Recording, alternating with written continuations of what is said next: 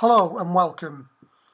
Since the last vodcast and from the website, I've had quite a few inquiries about the actual process that we go through once we receive a manuscript from a writer. So I thought I'd use today's few minutes just to talk through what the process is and what happens. The first thing we do as soon as we know we're going to convert a book for an author is, and we've got a definite title, we allocate it an ISBN number, a unique ISBN, and we register that number with the authorities. In an ideal world, we receive manuscripts from authors who've used the Word template that iBook publishing provides. We provide that free of charge and everyone's welcome to it.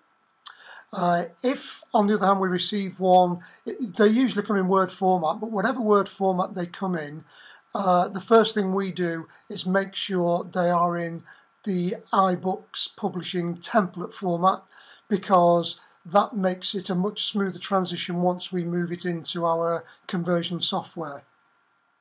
So once it's in that Word template, we check through the formatting and make sure that it's all perfect, ready for conversion, and we also extract the cover art if there's any cover art included, because that's used separately during the conversion process.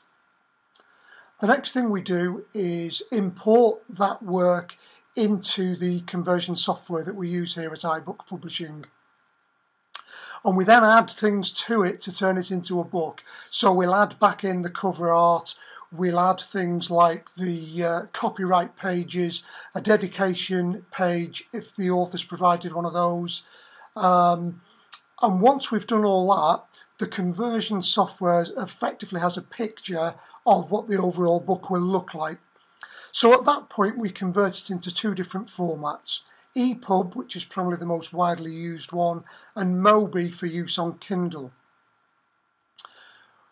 We then, having converted it, we take the EPUB file through a validation check, because these are validated fairly rigorously, and the online retailers will not accept them if EPUB files don't pass this validation check. So we make sure that it's got through that okay.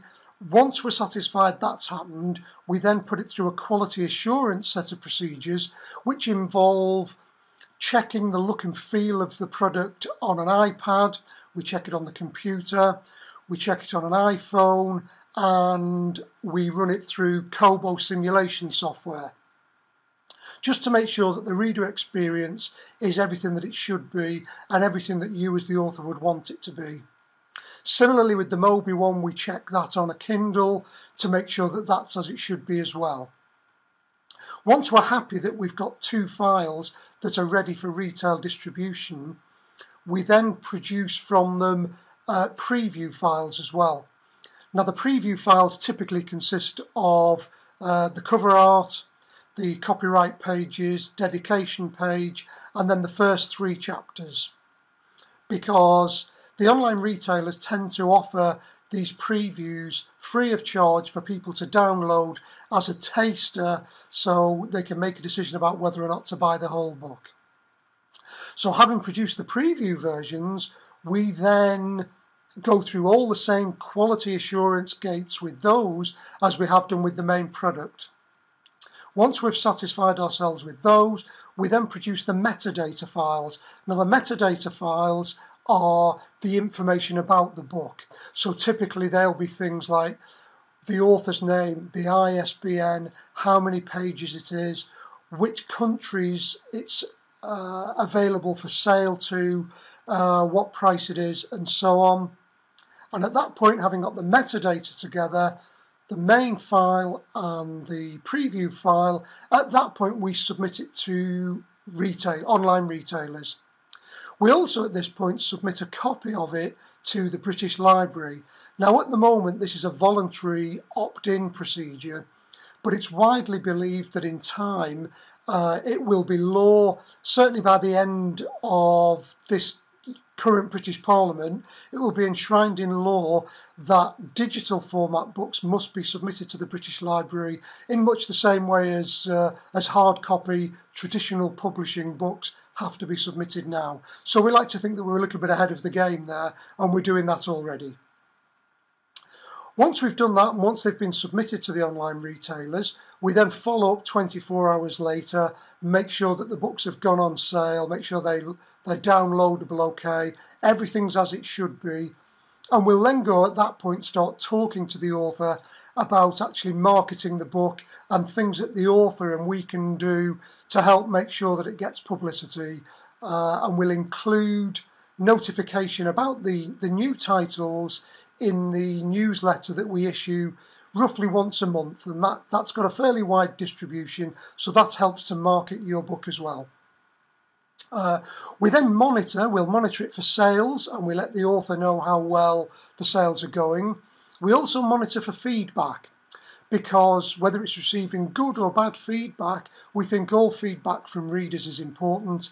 And if we've anything we feel we need to discuss with an author, maybe lessons learned for the next book, or on the other hand, if the feedback's really great and sales are going well, there's potentially an argument for increasing the price of the book to build on that good reputation it's building in the marketplace. Last but by no means least, of course, we send out a monthly report of what each author has earned in terms of royalties, and then we'll collect the royalties and we distribute the royalties to the authors. So that, fairly briefly, is the process that we go through at iBook Publishing. I hope that's made things a little bit clearer. If there's anything else that you'd like to know, if there's anything you think I've not cleared up, or if you want any advice on how to proceed with getting your book into ebook digital format, getting it published and available for sale, please don't hesitate to contact me via the website. We have a contact page there. Similarly, if you'd like a no obligation copy of the template to start your book in that format and get things cracking that way, again, just let me know. I'm happy to send you a template with no obligation, and you're free to use that. So until next time, I'm Steve Syder. Thank you very much indeed.